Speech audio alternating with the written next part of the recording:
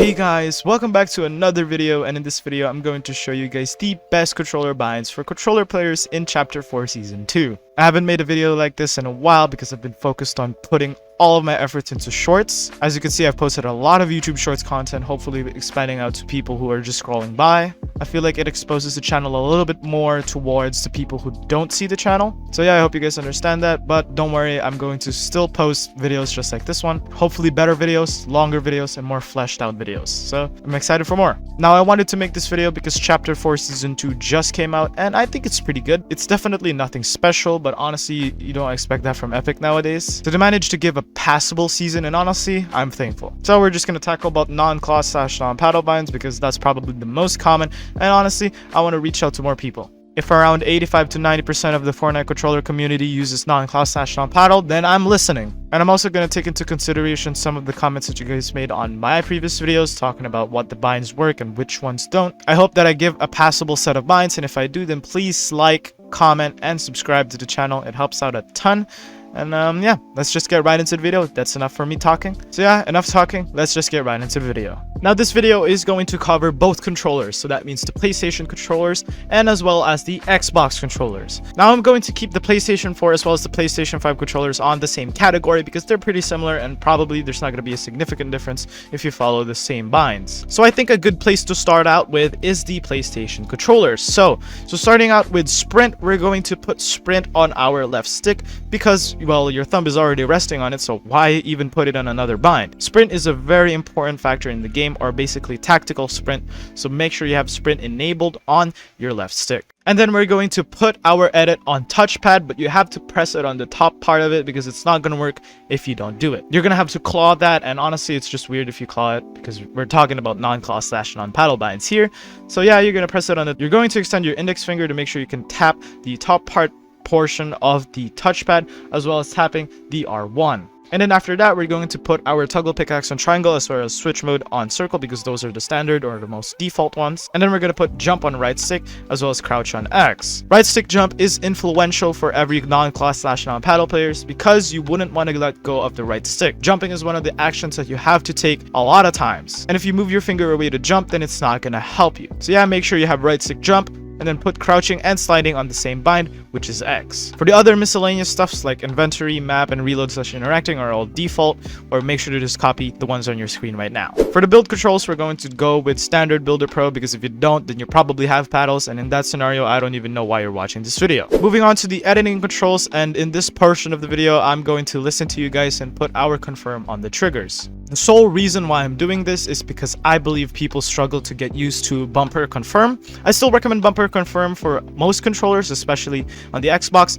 We'll go to that part later on in the video. Basically, as long as your editing controls are on the triggers or on the backside of your controller, you're going to have a pretty optimal set of binds. R2 select and R1 reset is personally my recommendation, and then L2 confirm. I do recommend still L1 confirm, but once again, if you're not used to L1 confirming, then L2 confirm is fine, or whatever confirm button you use. But I just personally recommend bumpers because it doesn't bottom out as slow as if you were using L2 confirm or other sort buttons. But since you're on non-class/non-paddle, then I don't recommend anything else other than the backside of the controller because you wouldn't want to move your thumbs away from the sticks. So yeah, that's pretty much it for the non-class/non-paddle binds for PlayStation 4 as well as PlayStation 5 controllers. They're pretty similar, so you don't have to worry about integration. This is a really good set of binds for people who want to get better at this game. This is going to take a lot of time to get used to, or not really a lot of time, but yeah, definitely some time to get used to, just because you're going to have to adjust to your new muscle memory. Your muscle memory is hard to get out of, so make sure to just play creatives, play whatever you want. Just make sure you're implementing these binds and not go switching.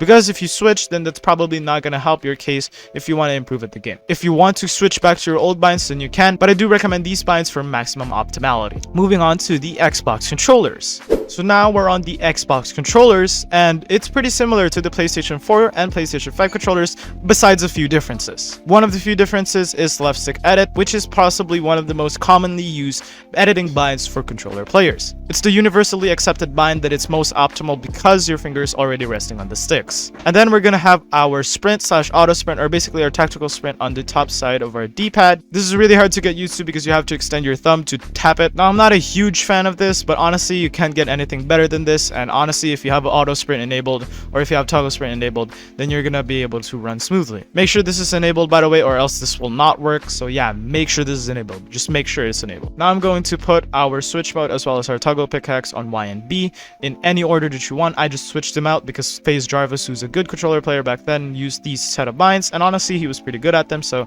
why not just implement them here? Y and B work just as well as each other, so yeah, do whatever you want. And then once again, right stick jump and then A for crouch is fine. Those are the same as the PlayStation 4 and PlayStation 5 controllers, so you don't have to worry about that. And then our inventory on the right D-pad as well as the miscellaneous stuff don't really matter as much. For the build controls, it's going to be the same Builder Pro. We're not going to change anything. If you are changing, then honestly you probably have paddles, and once again, as I mentioned in the previous portion of this video, you probably shouldn't be watching this video. Now this brings me to my next point, which is the editing controls, and this is where I would recommend the confirm on one of the bumpers. I recommend personally LB because you want to have your reset on RB and then select on RT. This is a good set of binds. I do recommend LB confirm because the triggers are just slow to bottom out on the Xbox controller. There's a big ramp up before your finger can let go of the triggers, and it's super duper slow. And there's absolutely no way to fix this unless you have trigger stoppers, but even then you're gonna invest a lot of money on controllers, so